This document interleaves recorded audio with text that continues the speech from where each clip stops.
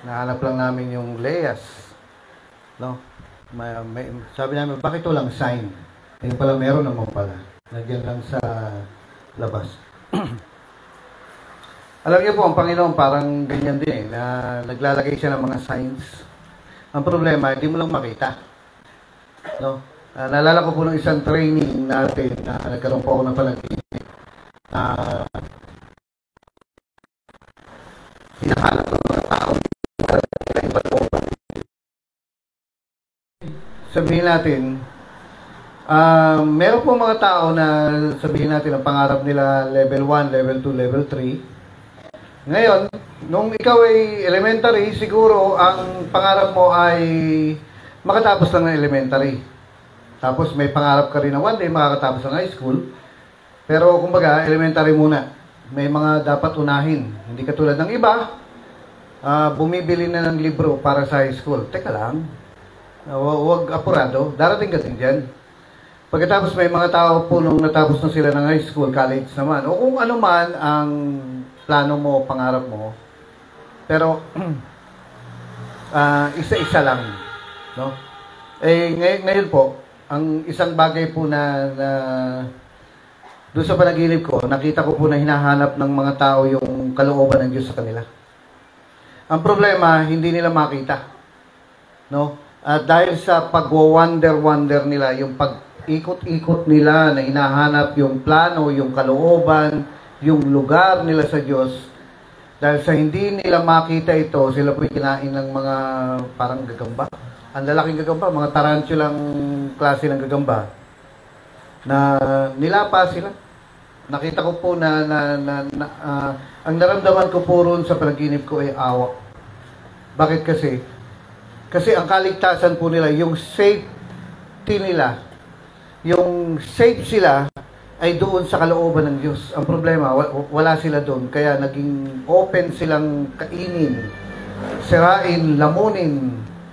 No, nakita ko po yung pangil nung mga malalaking gagamba na gumaganon sa laman nila at sumisigaw sila. Pero wala po akong para silang mga, sabihin natin yung daga. Yung daga na mula doon sa tinataguan nila, may pusa. Bilisan nilang tumakbo kasi kapag nahuli sila dyan sa lugar na yan, sila po ay makakain. At ano po nangyari? Safe ka lang kapag nakapagtago ka na. At ang mga Kristiyano po, nakita ko po doon sa panaginip ko, safe sila kapag nasa kalooban lang sila ng Diyos. Pero kung wala ka sa kalooban ng Diyos, sila po ay nagbibiktima ng mga malalaking insekto na sabi ko, nakita ko kung paano silang kagat-kagatin yung pangil, yung ang laki ng gagamba eh. Malaki pa sa tao. At kinakagat sila, sinisira yung katawan nila, na humihiyaw sila, humingi ng tulong pero wala nang may tulong. Bakit? Kasi naabutan sila ng mga insekto na yon na wala sa kalooban ng Diyos. So, doon sa panaginip ko po, ako po ay nagpe-pray na paano nilang makikita? Pinakita ng Diyos sa akin yung lugar. May mga tao na pinifit nila yung sarili nila. Sila po ay, sabihin natin, square. Yung shape ng tao, square. At ang nangyari po, meron pong dyan sa isang tabirian, merong parang sakit. Parang merong shape na para sa square. At kapag lumapit sila, dahil square yun, at square ka, mag-fit. Tamang kalooban ng Diyos. Meron pong mga triangle na mga tao, at merong triangle naman dyan, at pupunta yung tao at mag-fit, kakasya. At kapag nagkasya ka na doon, ligtas ka na. Pero nung time pong yun, nakakita po ako ng mga square na tao na pinipilit nila na isaksak yung sarili nila sa triangle. Cannot be. Pinipilit nila isaksak na ito ang kalooban ng Diyos. Pero hindi. Hindi sila makapasok dun sa triangle. Bakit? Square sila eh. Ang magkakasya lang dun ay mga triangle din. At dahilan sa hindi sila makapasok-pasok dun, sila po ay nilapa nitong mga malalaking mga tarantula. Minsan, pinipilit po natin na ito ang kalooban ng Diyos sa akin kasi ito ang gusto ko. O, maaaring sabihin natin, pipilit mo ang sarili mo mag-abroad pero hindi ka naman tinawag doon. Maaaring sinasabi po rito na ito ang pangarap mo pero hindi ito ang pangarap ng Diyos. Pwede kang lapain ng mga pangit sa buhay, mga insekto sa buhay na supposed to be, hindi ka naman, dapat safe ka eh. Pero dahilan sa, ang ginagawa po nila, pilit nilang ipinupush yung sarili nila doon sa hindi naman nila shape. At dahilan doon po, dahil sa, hindi sila fit doon, hindi sila kasya, sila po ay naaabutan nitong mga malalaking tarantula at nilalamon sila. At humihiyaw sila. No? Ngayon, sabi ko, paano ito? Ako nakikita ko yung mga sakit na yun. Kung square ka, doon ka sa square. Kaso ang problema po, ang napansin ko, yung sakit na square at yung sakit na triangle o yung sakit na circle ay invisible. Hindi makita. Ako nakikita ko. Pero hindi naman ako kasali doon. Parang nasa malayo akong ganyan. Tinitingnan ko, na inoobserbahan ko. Ngayon, transparent yung sakit eh. Ngayon, hindi nila makita, invisible sa mata nila. Basta alam nila, may sakit doon. Alam nila, may shape doon na kailangan nilang isiksik yung sarili nila.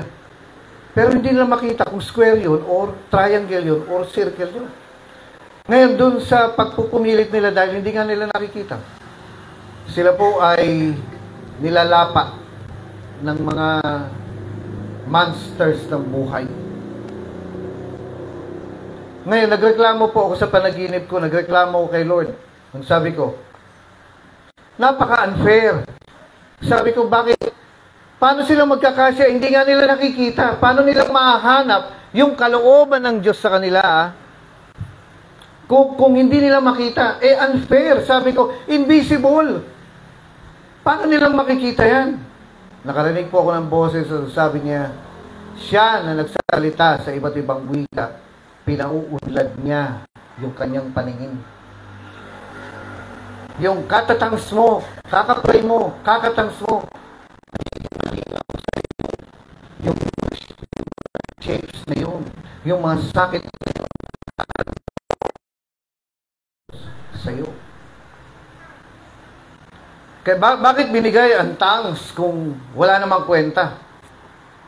Dito po sa atin po, no, merong vitamin A, vitamin B, vitamin C, D, E, vitamin F, walang F. Hanggang ilang E, no? Ngayon, sasabihin ng mga tao, pwede na yung A at B. Hindi na kailangan na C. Marunong ka pa. Kaya nga binigay ng Diyos yan eh. No? Madali kang sipunin kung kulang-kulang ka rin. Matagal ang kagalingan mo. Bakit? Nilagay po ng Diyos yang vitamins na yan na dapat kumpleto. At kung ibinigay niya ang speaking in tongues, ang praying in the Spirit, no? Marahil, kailangan mo. Kaya, yung mga tao po na nakakapag-tongues ng matagal, nagiging malinaw sa kanila. Making the invisible visible. Alam mo na ito ang kalooban ng Diyos sa iyo. Yung speaking in tongues. At ang isa pa rito, no, maliban doon sa speaking in tongues, ay yung anointing. Bakit? Kasi pag ine-expose mo ang sarili mo sa anointing, nakikita mo yung tamang desisyon sa maling desisyon. Kaya nga sabi ng Biblia, follow the anointing. Dapat alam natin itong mga ganitong mga bagay. Meron po akong i-share sa inyo panandali mag-sideline ako. Yung mag-sidetrack ako. Sideline tuloy. Para ako magninegosyo eh. Sidetrack. Meron pong isang katabi si Jesus doon nung pinako siya. Dalawa po sila na magnanakaw.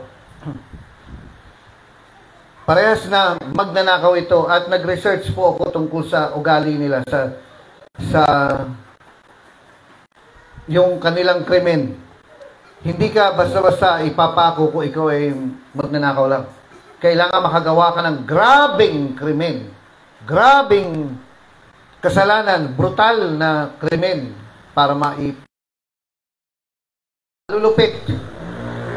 No? Itong mga magnanakaw na katabi ni Jesus. Sila yung mga tipong halos walang mercy na kaya kanilang tagpasin sa liig at matanggal yung ulo mo. At least may balat pang nakadikit. Ganon sila kalala. At nung time na yon, nag-uusap sila, sabi ng isang magnanakaw, sabi niya kay Jesus, kung totoo ka, bumaba ka riyan. Tulungan mo ang sarili mo. Bumaba ka riyan at iligtas mo kami. Nang insulto pa eh. No? Nang insulto pa.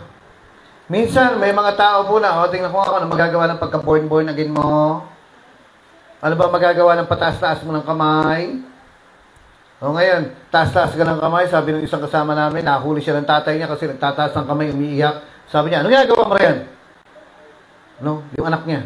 Sabi niya, tadar na ka, kung hindi ka makalipat ngayon, iiyak-iyak ka. Andun yung pang-insulto eh. O, tingnan ko anong nangyari sa born again mo. Yung isang magnanakaw, sabi niya, bumaba ka riyan, tapos iligtas mo rin kami.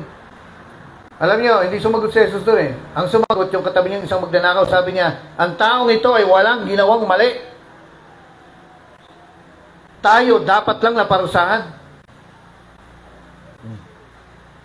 Andun yung acceptance niya na ako'y makasalanan. At si Jesus, matuwid. Somehow, tingnan mo yung katabi mo, kilala kita, sabihin mo. Hindi ka nagbabayad ng utang. Kilala kita. Ito pong isang magnanakaw, kilala niya si Jesus. Sabi niya, walang ginawang mali ito. Tayo, dapat tayong parusahan. Sabi mo nga sa katabi mo, andun yung pag-amin. Hindi ka liligtas ni Jesus kung tanggi ka ng tanggi na wala akong mali. No? Alam niyo po, ang sabi po nung isang magnanakaw, sabi niya, Panginoon, huwag mo akong kalimutan. Alam niyo, ibig sabihin lang, I will follow you. Ganyan yung kantang yun. Wherever you may go. Huwag mo akong kalimutan, sasama ako sa'yo. No? Sasama ako sa'yo, saan ka magpunta. Kakaiba nga itong magnanakaw na to eh. Wala siyang alam sa camp. Wala siyang alam sa giving. Wala siyang alam sa mga denominations. Wala siyang alam sa mga malalaking, mga elaborate, mga arteng relihiyon. Wala siyang alam sa mga bawal ang ganito, bawal ang ganyan. Pero alam niyo po, ang sabi ng Biblia, yung taong yun, naligtas. Wala siyang mga rules and regulations, basta ang sabi niya, Panginoon, huwag mo akong kalimutan. Kilala niya si Jesus na itong taong ito may kapangyarihan, itong ligtas ang buhay ko. Sabi niya, Lord, sasama ako sa iyo. Huwag mo akong kalimutan. Alam niyo, sagot ni Jesus, magpabaptize ka muna sa timba. Yung ba sagot ni Jesus? Hindi. Ang sagot ni Jesus, ngayong araw ito, sasama kita sa paraiso. Wow! Natalo tayong lahat. Bakit? Kasi, alam niyo, sabi niya gano'n, Lord, sama ako sa iyo. Sama ako sa iyo. Yun ang naligtas. Sama ako sa iyo. O tara, punta tayo anniversary. Saka na lang, ayaw sumama. Paano may liligtas yung mga ganyang mga tao?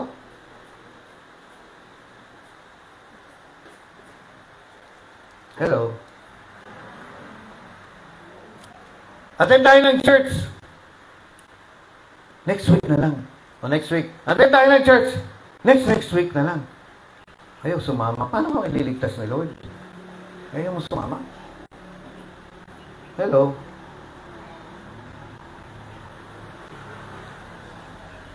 Yung magnanakaw na yun, sabi niya, Lord, sama ako sa iyo. Huwag mo kalimutan. Sama ako sa iyo. Pinaparaphrase ko.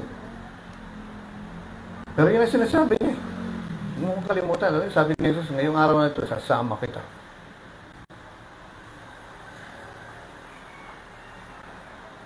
Tingnan mo ngayon katabi mo gano'n, sabihin mo, paano didinggin ni Lord yung panalangin natin, ang hirap mong isama?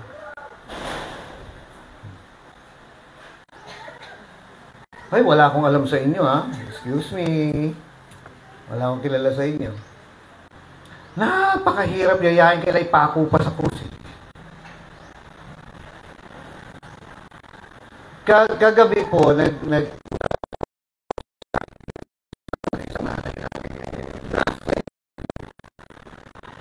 at dapat alas 7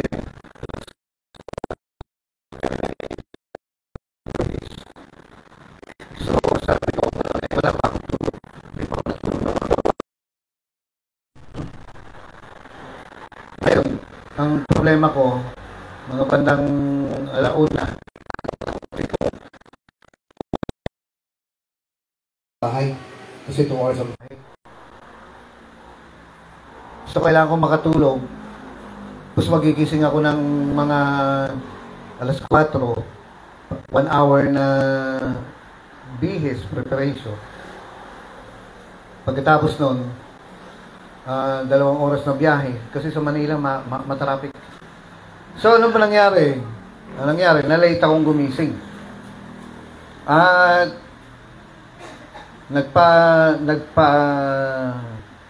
book ako ng Grab. Taxi na lang. Taxi na lang, papunta ron.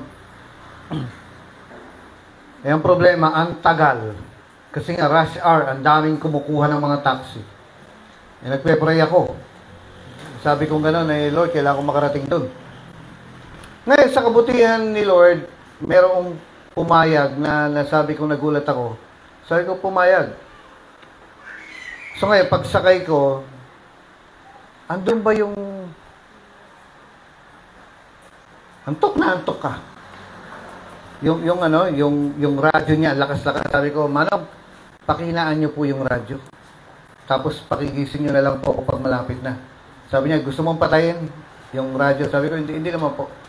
Basta hinaan niyo lang, tapos pakigising, try ko pong matulog. Eh, napakabait na driver. Alam niyo, matutulog ako, hindi ako tinigilang kwentuhan. Sabi niya sa akin, yung Ford Explorer, malakas sa gasolina yan. Nagaganon-ganon na siya. No, ang mahal-mahal naman yan. Iniisip kong ganon. Eh, alam ko naman eh. Kasi, mahilig din naman ako, nagre-research ako, ganon. Hindi ako tinigilan. Ngayon, nung sabi kong ganito, unfair to ah. Siya na lang ang daldal ng daldal ah. May mali. Ngayon, na ako, nagpapakita na ako, inaantok na ako. Yung parang, gumagano na ako. Pero alam niyo, habang nag-aartista ka na, para yung kumbaga, makahalata ka naman. Ngayon, alam niyo, pumasok sa isip ko yung, kailangan masyaran to eh. Matanda. Kailangan masyaran. Ngayon, nagtatalo yung isip ko, kaso antok na antok ako. Nahihilo ako. Naghahanap na ako ng dahilan na meron kasing namatayan din po sa Mandaluyong kahapon na pinuntahan naman ng ibang kasama namin, kaya hiwalay kami. May nag-service dito, ako yung magsiservice dito. Nangyari po,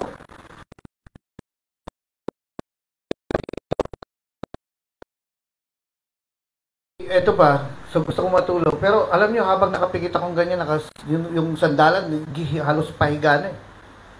Hindi ako tinitigilan kwentuhan itong driver. Sabi ko, di pa makahalata ito. Ngayon sabi kong gano'n, nandun puro sa likod ng isip ko, kailangan masyaran to eh. Alam niyo, may mga tao po na sa sobrang taas na ng tungkulin nila, sa sobrang lakas na ng anointing, hindi na yan makapag-soul winning. Ay, lagpas na ako sa mga ganyan. Parang tamad ng mag-soul winning, kumbaga parang, ay, graduate na ako sa ganyan. Hindi tayo mag-graduate.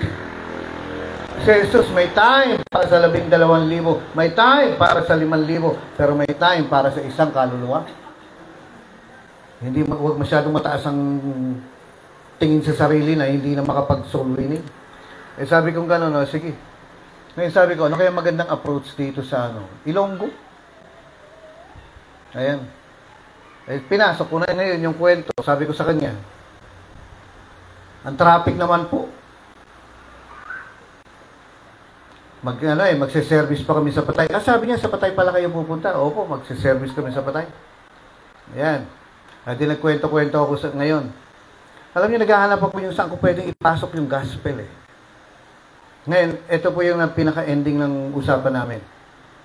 Tinatansya ko kung malayo pa o malapit, hindi pa naman ako nakapunta ron. Pero sinasabi niya, alam niyo po, ang siningil ng Grab sa akin, 400 pesos. Pero siya, sabi niya ganun, mga 3:30 lang ito. Madaya yung mapa ng Grab. Sabi niya ganun sa akin. Pinapaikot-ikot pa tayo, pwede naman tayo mag-shortcut na ganyan. Honest yung matanda. Tapos, meron siyang mga sinasabi na dito ako tumira. Sabi ko, kami po 10 taon dito tumira. Ay, relate na. Na parang, kumbaga, nakukuha niya yung parang ilalapit ka ng Diyos sa mga taong kailangan masabihan. Nakukuha niyo mga kapatid. Ngayon, napunta po kami rin sa pinaka-ending na sabi ko, sa dinami-dami po ng napaglamay na namin, hindi ko sinabing ko, hindi niya alam na pastor ako eh, napaglamay namin. Kasi po ganito, ano ba pangontra sa aswang?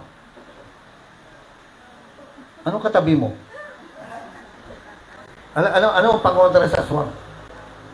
Ha? Bawang? Anong yung may seasoning ba o pure na bawang?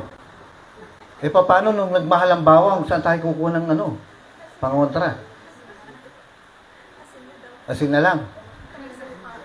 Tsaka suka. Buti ka na lang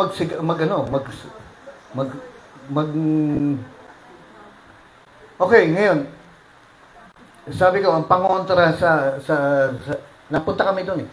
Ang pangontra sa aswang, sinasabi nating bawang. Pero anong pangontra sa kamatayan? Alam niyo, na-corner ko siya doon sa point na sabi niya, paghanda. Sabi ko, alam niyo eh, handa na ba tayo? Hanggang sa bumaba ako ng taxi, sabi niya gano'n, dapat nakahanda lang. Tahimik na siya. Kasi sabi ko, kung kaya natin iligtas ang sarili natin, hindi na bababa si Jesus para iligtas tayo. Ayan. So, natapos po ako, mission accomplished. Nashiran mo. Nakukuha niyo mga kapatid. Yung sabi ko, sidetrack lang ito eh. Huwag masyadong maas na parang ikaw ay evangelist na, ikaw ay ikaw ay benihin na, wala kang time na hanapin na talon mo.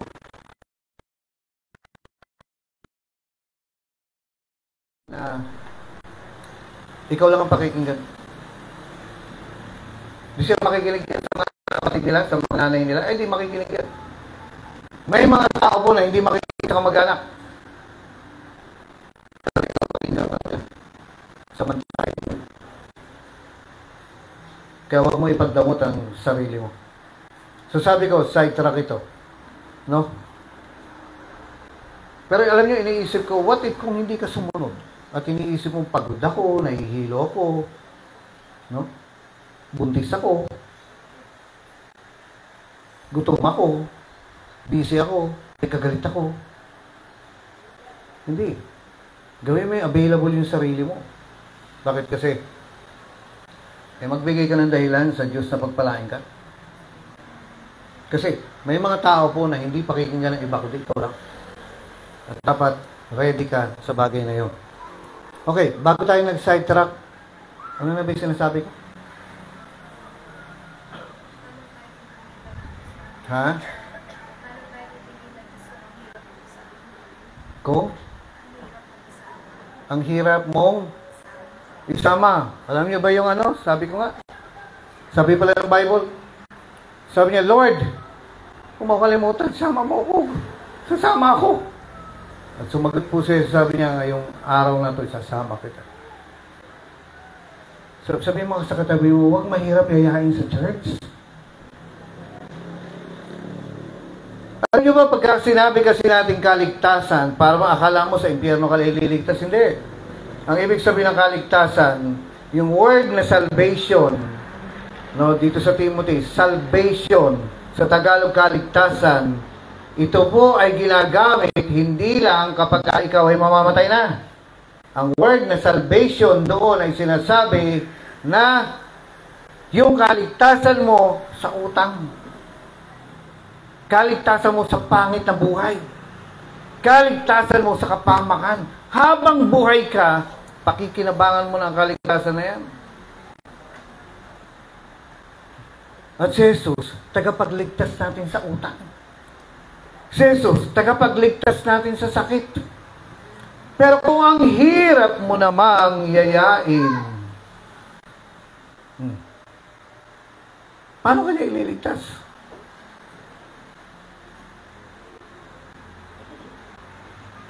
Ngayon, meron po yung binabanggit ko po sa inyo kanina na yung level ba ng pangarap. Say sabihin natin ang pangarap ni Almira. Ito, si Pastora Almira. Ang taba-taba na niya.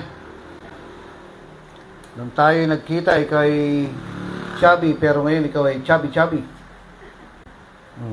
Ganyan ba ang buhay may asawa? O inuubos mo ang pagkain ni Sarsi? No? Okay. Say sabihin mo, Almira, anong sasakyan ang gusto mo? Huwag kulong-kulong, ha? Huwag yun. Yung branded naman, yun ng Thai, Breeze, ganyan. O, anong sasakyan ang gusto mo? Yung kumbaga yung pangarap mo. Mercedes? Sige, Chideng. Wow! Chideng. Ngayon sabihin natin, tatanungin kita, ako, naka-live ito eh.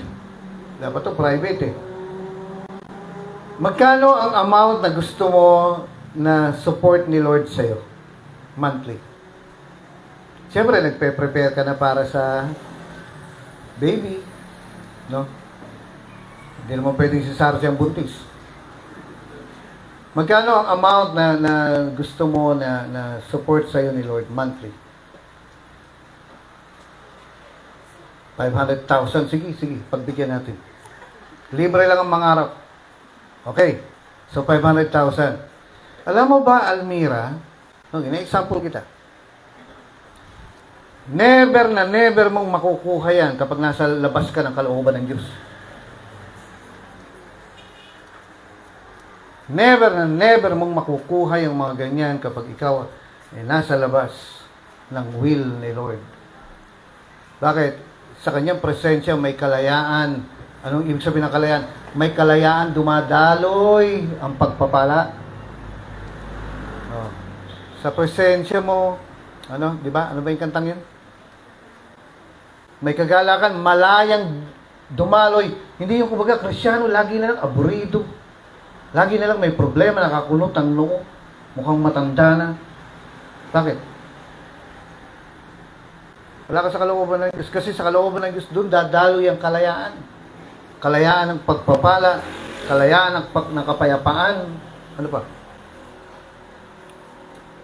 Sa presensya mo, ako ay laging nakakatayo. Bakit? Kasi sa labas ng kalooban ng Diyos, tumba ka. Lagi ka na lang tumba. Bakit? Sa harap lang ng presensya ng Panginoon, nakakatayo ka. Nalala ko po isang tao, sabi ko, kumusta na po kayo? Sabi niya, ito, nakakabayad na ng utang, purihin ng Panginoon. Sabi niya, my boy, sabi niya. Kinurot pa niya ako rito. Sabi niya, natapos ko rin yung mga problema, purihin ng Panginoon. Bakit? Sa presensya ng Panginoon. Saan yung presensya ng Panginoon? Doon sa kalooban ng Panginoon. Ako ay nakakatayo. Malayang dumadalo yung pagpapala. Walang kahirapan doon. Walang suffering doon. Nandyan pa kayo? Ngayon, last week at saka last week, napag-usapan po natin sa mga live, kung nakasunod po kayo, yung mga, yung trabaho ng pastor sa kanyang mga miyembro, ito yung dapat niyang ituro, no? At yung last na, ano ba yung una? Yung number 1, nung andun po ako sa Pangasinan, binanggit ko po ito, yung dapat na trabaho ng pastor na ituro ang, tama ba? Number 1, ituro na lahat ay spiritual. Yung pagtayo mo, yung lahat ng ginagawa mo, kahit yung pag-offering mo, kahit na yung pagsasalita mo, spiritual lahat yan. Yung ginagawa mo, yung trato mo sa pastor mo, lahat yan ay spiritual. Basta lahat ng ginagawa mo ay spiritual. Manloko ka, aani ka sa spiritual. Mandaya ka, aani ka sa spiritual. Bigyan mo ang Diyos ng dahilan na pagpalain ka. Number 2,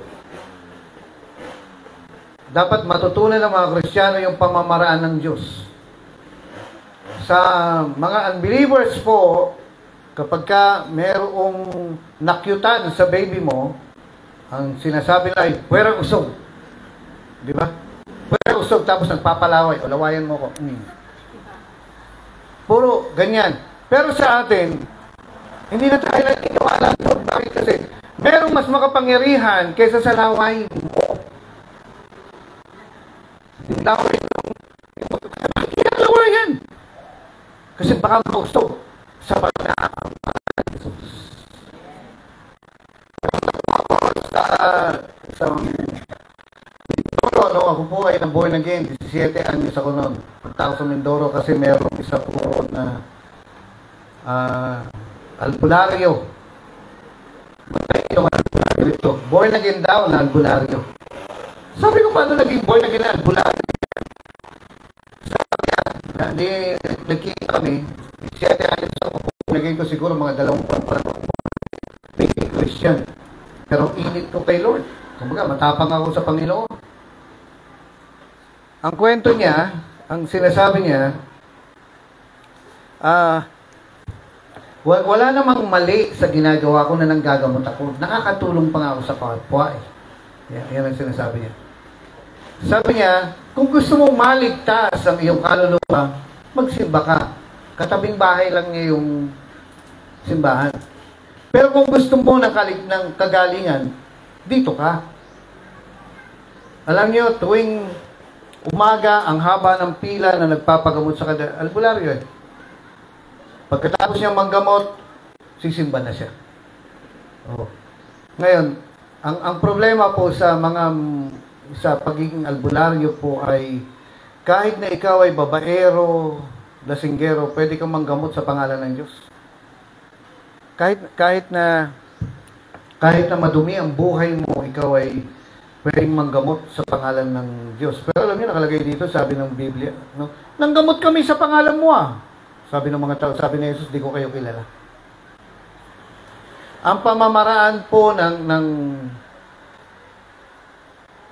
albularyo ay hindi makadiyos. Kasi turuan ka pa niya manggayuma eh. Ay, di ba masama yung gayumang yan? Bakit ang gayuma po, pipilitin mo magkagusto sa iyong tao, eh hindi ka naman gusto. So, anong tawag to? By force. Oh. Ngayon, sabi ko dapat yung 17 years old isip ko sabi ko dapat bitawan niya yung pag-albularyo na yan. At kay Jesus siya magtiwala. Ewan ko, kung pumasok sa akin, mission ko na kakausapin ko yung albularyong yan. Kailangan nung busang maborn na ganyan. Ang ginawa ko ngayon, nagpunta ako ng Mindoro. Tapos nagkita kami. Kinausap ko ngayon. Ngayon,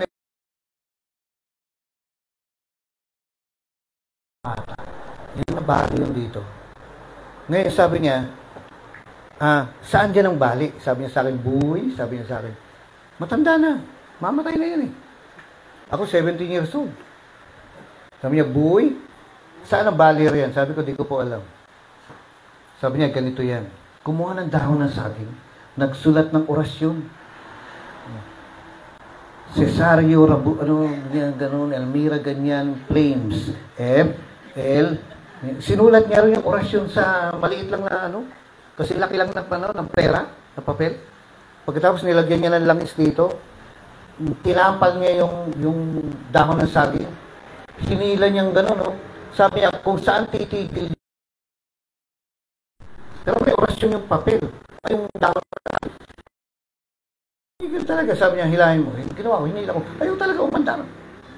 O sabi niya, doon yung, kailangan mo, buhay na itong microphone na to eh. Sabi niya, doon hindi ako kaya siguro. Tinuro niya sa akin kung paano pagalingin. Ang haba ng pila. Sabi ko gano'n, paano na yung mission ko? Para bang, ewan ko, para bang ang yabang ko na masyado akong marunong na ang tapang ko, ang lakas ng loob ko na pati tigilin ko itong albularyong ito at tuturuan ko siya na magtiwala lang kay Jesus. Parang, hello, bata ka lang. 17 ka lang, 79 na. Kasi edad nyo. Tapos siya, teenager pa lang daw siya, nanggagamot na. Tapos, sino ka? Nakaboboy na mo lang, susugurin mo yung albularyo. Ang mission mo, pupuntahan mo. May simbahan po kasi tayo noon eh, kami noon, na malapit lang doon. Ngayon sabi ko, paano ko kayo kakusapin to albularyo ito? Tapos may sinasabi pa nila, yung misis daw, aswang. Alam niyo, may tinatawag, kik. Alam niyo, gano'n. Sa probinsya, yung tik-tik kung tawagin nila, kik, gumagana eh. So, nagkakaintindihan po tayo, no? Aswang daw ito, sabi ko, paano? Pero ang lakas ng loob ko eh. Ang lakas ng loob ko na mapabobornagin natin ito. Mapapatigil natin yung pagiging albularyo niya. Na, alam niyo kung bakit? Kung bakit ang lakas ng loob ko? Kabobornagin ko, siguro mga 2 months pa lang ako. Ang lakas ng loob ko. Hindi ko alam kung ang mayabang yun o ano, pero kung sabi ko, ito yung mission ko. Kailangan uuwi ako ng Manila na born again ito, na isusuko niya yung pag-albularyo na yun. Alam niyo kung bakit malakas ang loob ko? Yung kumbaga parang, kailangan mapaborn again ko yun. Parang nangyabang mo na, kabuborn again mo lang eh, tapos gusto mo, susugurin mo yung albularyo na mas maraming karanasan sa Himalayon. Eh ikaw, anong Himala na gawa mo? 70 years old ka, 2 months ka pa lang buborn again. Wala. Wala pang Himala. Eh siya, nagbibilang na lang siguro, 1,000 na, kasi teenager pa lang daw siya, nagpapagaling na siya. Pero alam nyo, na ina-analyze ko, ba't kaya ang lakas ng loob ko? Alam niyo po, naipaisip-isip ko, kasi wala nagsasabi sa akin, hindi mo kaya. Wala po, wala. Yung mga kapastoran, tinitingnan ako gano'n, natatawa sila, pero wala, ni isa sa kanila nagsabing, hindi mo magagawa yan. Wala nang discourage sa akin. Wala nagsabi sa akin na ilalampaso ka niyan. Wala. Tumatawa sila sa akin. Tapos sabi nilang gano'n, balitaan mo ko ha. Hindi ko naintindihan. Parang ang init-init ko kay Lord. Wala nagsabi sa akin na imposible yung ginagawa mo, no? Walang kumontra. Kaya napabilib ako doon sa... Tapos ito na, nung kausap ko na albularyo, sabi niya kung gano'n. Manong, sabi kong gano'n. Tatang, alam niyo ba yung panggagamot niyo merong mas ma-epektibong paraan dyan? Tinignan niya akong gano'n eh. Sabi niya,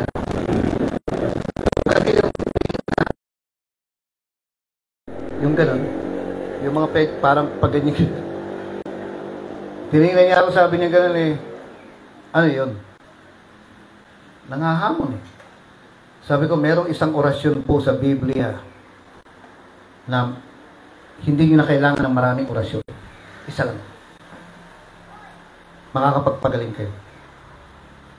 Sabi niya, ano yun? Eh, sasabihin ko po sa inyo, pero pag nalaman nyo, isusuko nyo yung pag-albularyo nyo at aasa kayo doon sa orasyon na yun. Sabi niya, o sige. Alam niyo mga kapatid, sabi ko, isang salita lang yun. Ngayon, magbanggit po ako sa inyo, kasi po sa pag-albularyo, meron yung tinatawag silang banal na, ewan ko, hindi siguro alam lahat ito, banal na pangalan eh. Sabi nga nila, kapag nalaman mo yung pangalan ng araw, pag nalaman mo yan, hindi ka matititigan ng tao. Bakit? Masisilaw sila sa'yo. Anong tawag ay? Kademonyohan niya. Hindi sa Diyos yun. Meron po akong kakilala eh. Puno ng buni ang katawan. Buni. Ano ba yung buni? Ano ba yung buni? Mula dito, pababa, puro buni yan. Mata lang ang wala. Pati labi niya may buni. Tatayo yan sa bahay ng isang babaeng maganda. Nakatitig lang na ganyan. Mga 10 minutes, may babae, bababa, sasama na sa kanya. Oh. Ano yan? Kademonyohan yan. Hindi sa Diyos yan. Meron pa gagawa, pupunit ng papel. No? Mga papel ng dyaryo. Maya, bubulong-bulungan niya. Maya, pagtingin mong gano'n, aba, 100 na. May bayad mo kagad. Kailangan mo ibayad yan. Bakit? Sa loob ng 1 oras, babalik sa pagkapapel yan. Magandang fundraising yun. Ano tawag mo rin? Sa Diyos ba yan? Pandaraya yan eh. Kademonyohan yung kapangyarihan. Meron pa yung naglalakad sa amin. No? Taong grasa. Bigyan mo nung coin na benching ko. Ibigay mo lang ganyan. Pagka nagdaan siya, abangan mo. Bigyan mo ng 25 ganyan. Kukunin niya, susubo niya. Paglabas niya, piso na.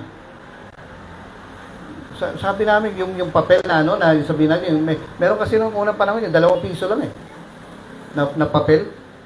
Paglabas niya gano'n, nagagawa niya 10 piso. May laway nga lang. Sabi kong gano'n, parang may sabi yung tao eh. Sa Diyos ba yan? Hindi. Ngayon yung iba, huhulaan kita.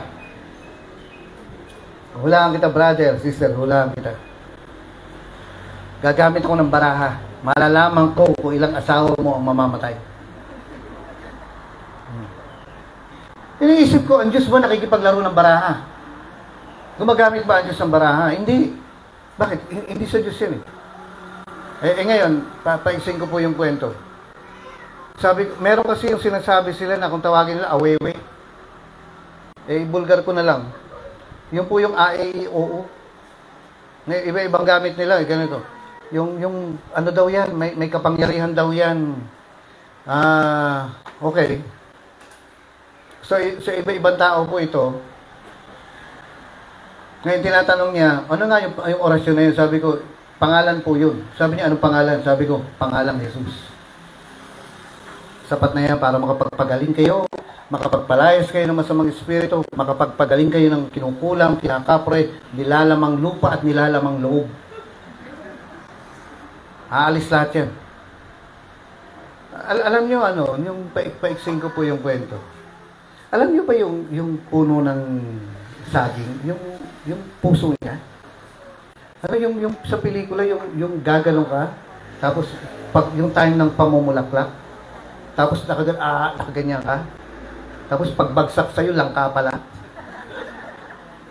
Yung si Juan Tamad, yung naghihintay na bumagsak yung puso ng saging na ganyan, tapos may tutulo riyan. Ano bang pangalan ito? Mutya. Tinatawag namin doon, mutya. Alam niyo, babagsak yung lulo na kayo mo, tapos lalapos yung mga maligno, makikipagpukal ka. Kasi agawin nila sa iyo yung Kaya, ganito mga kapatid. Ito pong taong ito, itong albularing ito, pinakita niya sa akin lahat ng mutya niya. Merong mutya ng saging, merong mutya ng mangga. Nagliliwanag. Bato. Totoo pala. Pinakita niyo sa akin. Yung talagang meron kasi yung kasi may ginagawa rin yung mutya kasi na lalakad sa kalamansi. Magpisit kang ganyan, nagapang siya. Pero may mga bato po kasi na parang may liwanag na lumalabas na yung liwanag niya parang liwanag ng karayom. Nalabas na ganyan. Pinakita niya sa akin lahat. Tapos ang dami niyang maliliit na libro. Ngayon pa-explain ko po yung kwento. Sabi ko, isuko niyo yan, kay Jesus lang kayo magtiwala. Pangalang Jesus lang. Bakit? Kasi pinakita ko sa akin sa Bible na ang lahat ay luluhod. Lahat ay magsasabi na si Jesus ay Panginoon. Yung kulam na yung pangalan lang ni Jesus yan. Hindi ba sa pangalan ko magpapalayas kayo ng masamang espiritu, ng demonyo. Sa pangalan ko, papatong kayo ng kamay, magpapagaling kayo ng mga may sakit. Pero sila, kailangan nila ng orasyon. Tayo hindi na. Ang kailangan lang natin, pangalan ni Jesus. Amin. Ngayon pa-explain ko po yung kwento. Alam niyo, pagkatapos namin mag-usap, 79, 17, sabi niya, halika. Pumasok kami sa kwarto niya. Meron siyang baul na binusang pa ganyan. Luman-luma yung baul.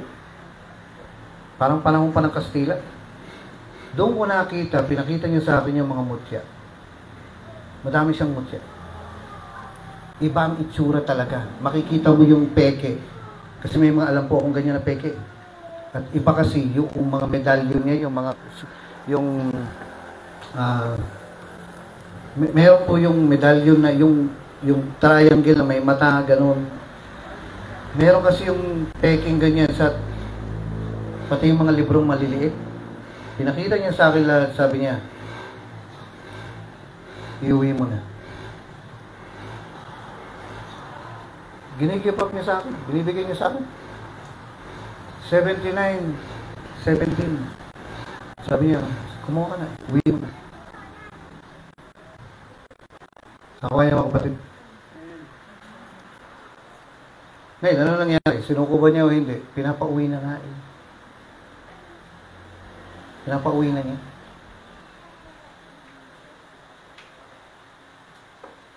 Bakit? Kasi wala po nagsabi sa akin na hindi mo kaya yun. I can do all things through Christ. Amen po ba? What if kung sabihin mong ganun, itong bayan na to, aangkinin ko to.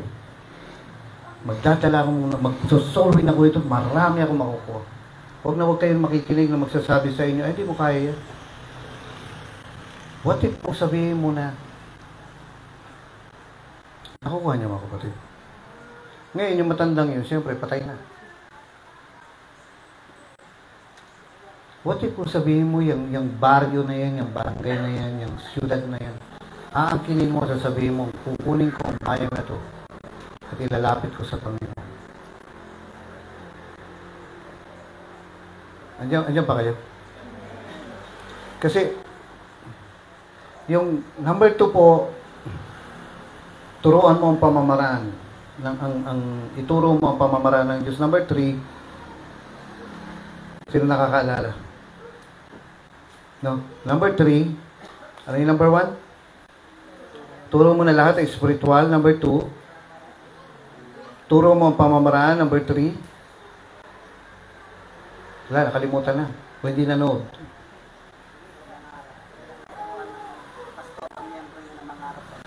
Turuan niya ang mga miyembro niya na mangarap sa Panginoon na one day magiging pastor ka. One day.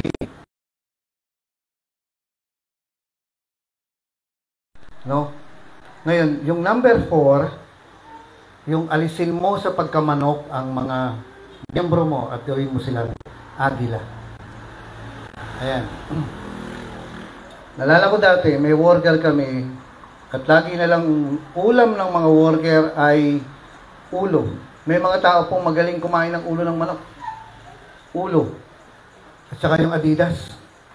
Alam niyo ba yan? Ay, ito po. Sabi ng isang worker, hindi na tayo tumigil sa ulo ng manok. Lagi na lang ulo ng manok, ulo ng manok, ulo ng manok. Baka mamaya, tubukan na tayo ng tukak. Sabi ng isa, hindi, paano nga tutubo sa atin? Kasi puro alisin mo sa pagkamanok ang mga miyembro mo at gawin mo silang agila.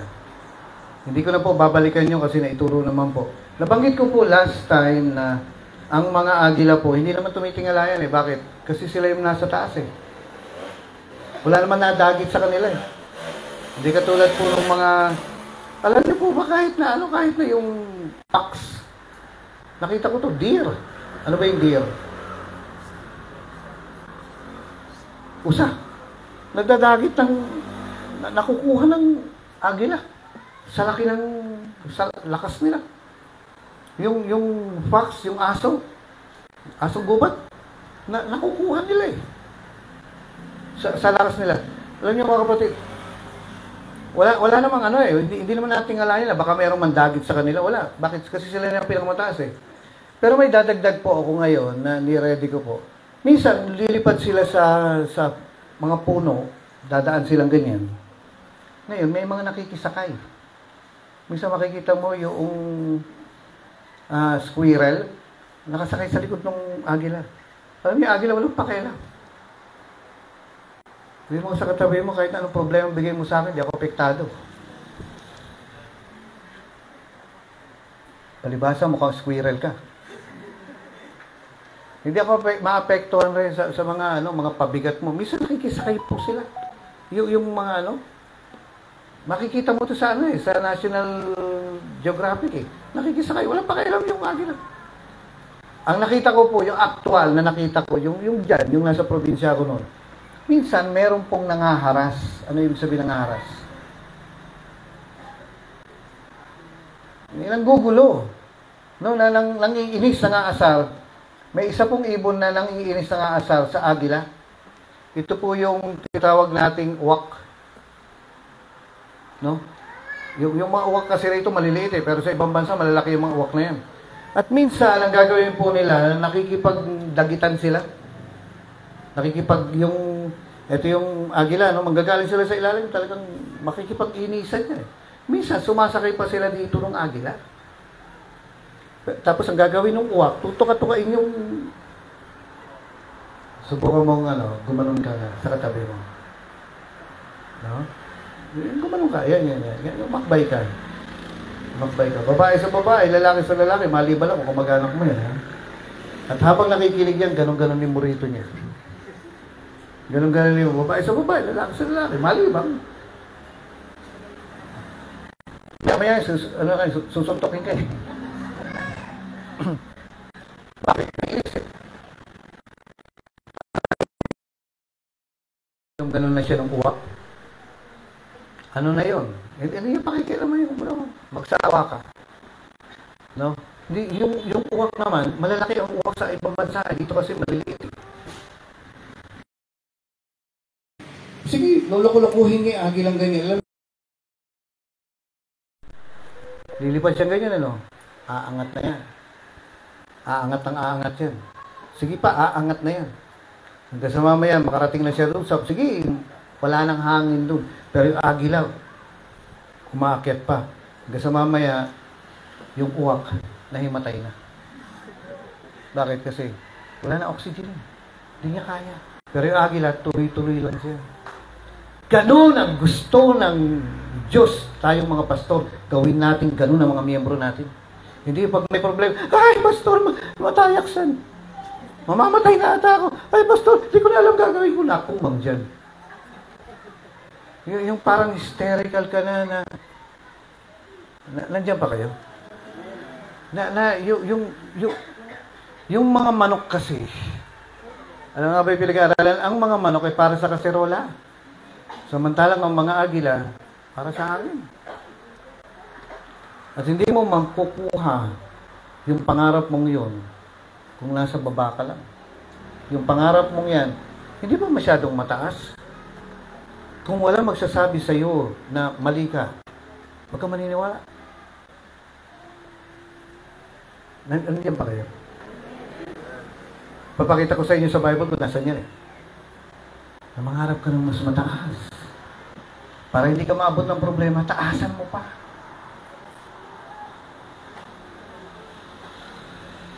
Gusto niyo po na hindi na kayo puntahan ng mga kamag-anak niyo para hindi na makikain? Taasan niyo yung hagdanan. Babasahin ko po sa inyo kung saan nakalagay yan. Alam niyo po, yung agila, aakyat lang yan. Hanggang sa mamaya yung uwak.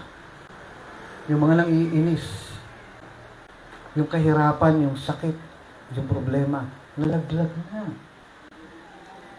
Bakit? Hindi sila makakasurvive sa presensya ng Diyos. Ngayon ang tanong, nasa presensya ka ba ng Diyos? Kasi ang presensya ng Diyos, makikita lang sa kalooban niya. Oh yes, pwede kang kilabutan, pwede kang mapuspos, pero ang tunay na presensya ng Diyos ay nandun sa pagsunod.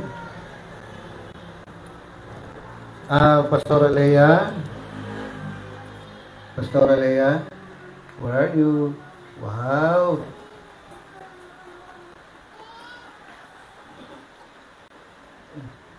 Hindi ko alam kung sasabihin ko to kasi baka mamaya ma-offend kayo.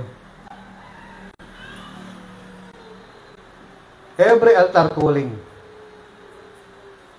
Every altar calling. Tugtog ka na? Na-imagine ko si Maya, malaking agila to eh.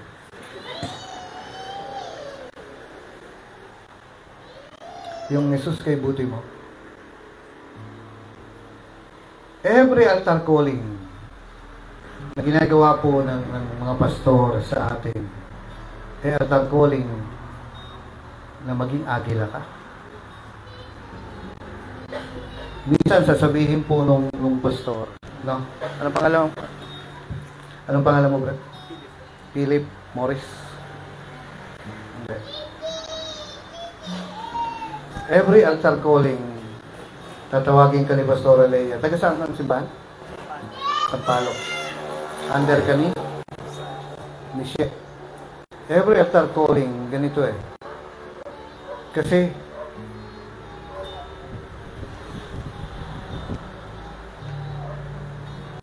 nung na-born again ka, hindi naman automatically naging agila ka eh.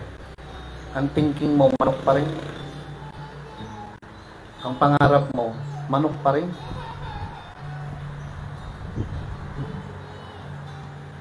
Ang thinking mo na, one day magiging masarap akong tinola. Hindi. Ang gagawin ng pastor mo sa'yo, pupuntahan ka, sabihin niya sa'yo, lumipad tayo bilang agila, magpastor ka. Kasi alam niyo po yung mga pastor, tapos na sila sa tiyan nila eh. Ang mga manok para sa kaserola. Ang iniisip nila ngayon, yung kaligtasan na ng mga tao. Ang pangarap nila ngayon, yung pangarap na nakataas-taas ng Diyos. Pero yung iba sa atin, magtatayo ako ng 1,000 7-Eleven. Papayaman ako, manok ka pa rin hanggang ngayon. Ang makamundo pa rin. Ngayon, hindi naman lahat. Pero may mga tao po na tinawag doon sa taas. Ang pangarap nila, pangarap ng Diyos. Ang mga goals nila ay pangarap ng Diyos. And every time, tatawagin ka nila na mag-worker ka, mag-pastor ka. Tinatawag ka, actually, tinatawag kang maging agila. Itutuloy po natin ito siguro mamayang hapon. Hindi mo mamimit yung hindi mo makukuha yung pangarap mo kung manok ka lang. Ang taas eh. Hindi mo makukuha yung matataas na pangarap na yun kung manok ka lang. Kasi, Almira, wow ha, ang taas. Pero kasi doon, posible yan.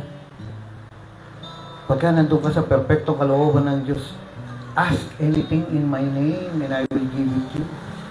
Ask anything. Tapos ito, babasahin ko po ito ha.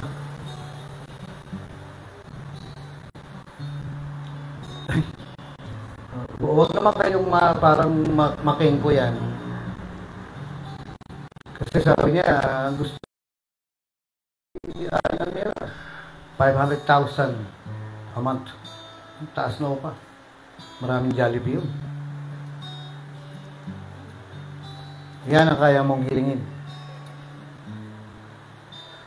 Yan ba kaya mong hilingin?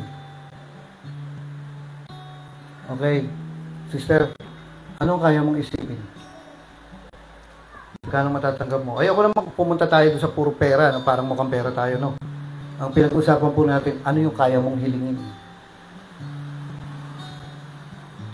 Okay na ba sa'yo 100,000 naman? Ayokong pumunta tayo doon sa puro pera. Kasi napakababa kong pera lang. Hindi ito about money lang. Kasi ang iniisip namin mga pastor, madaming simbahan. Kaligtasan ng napakaraming tao. Ang bawat isa magtatayo ng libo-libong simbahan. Okay na ba sa'yo 100,000 naman? Kaya mo bang isipin yun? Malabo, no? Kumbaga maging realistic ka. Kaya mo hindi? Yes or no? Hindi.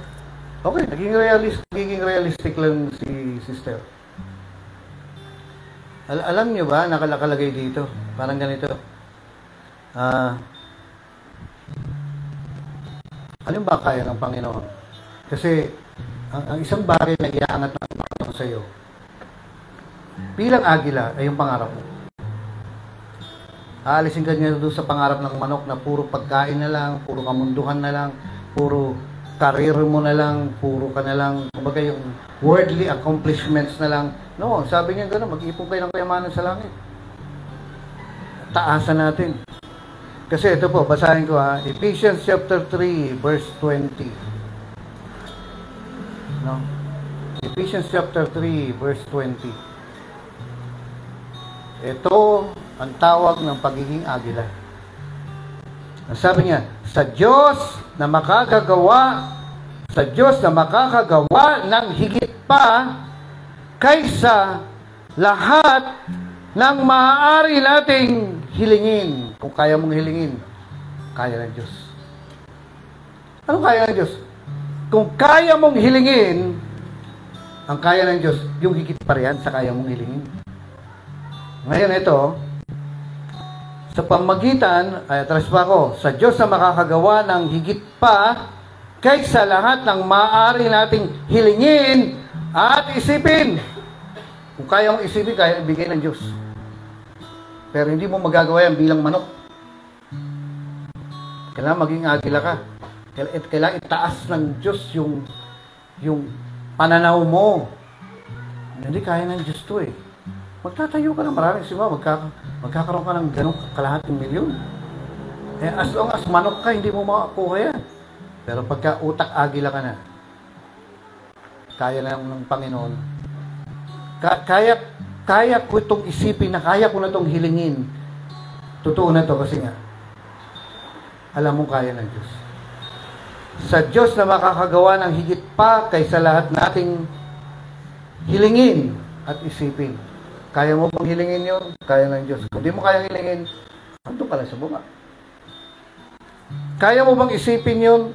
Na tumatanggap ka ng ganito, nakakawin ka ng maraming kaluluwa. Kung di mo kaya isipin, malabo yan eh. Hindi magagawa ng Diyos yan. Kasi nakabase ang Diyos sa kakayanan mo. Kaya dapat mataas. Mataas.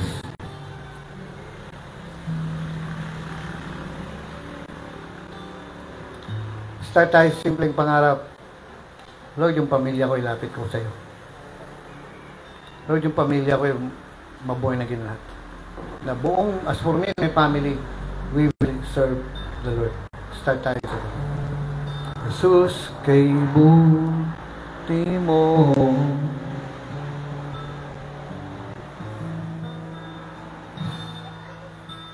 Jesus, kay buti mo. Jesus, kay buti mo.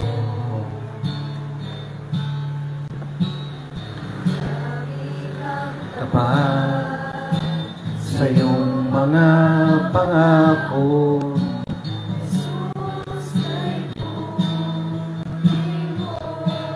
Ang kabutihan mo, ang kabutihan.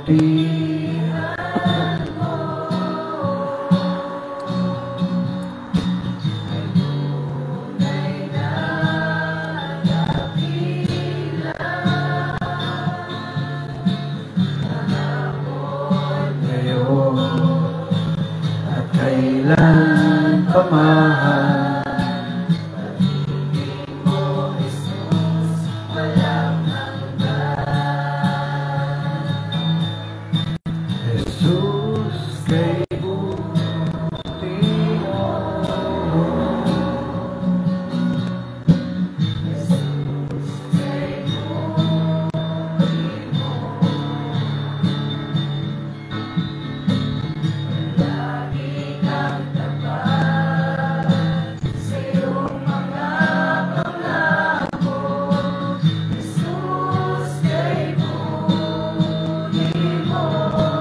Kabutihan mo, ang kabutihan mo ay tunay na dakilang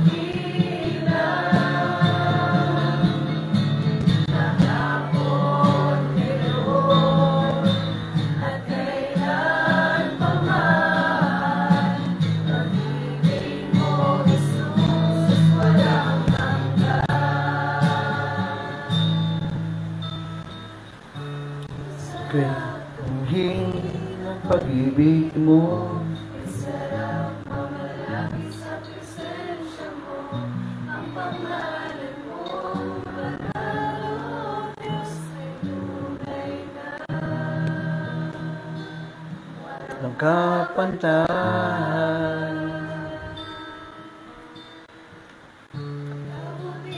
Ang mo ay di nagbabago.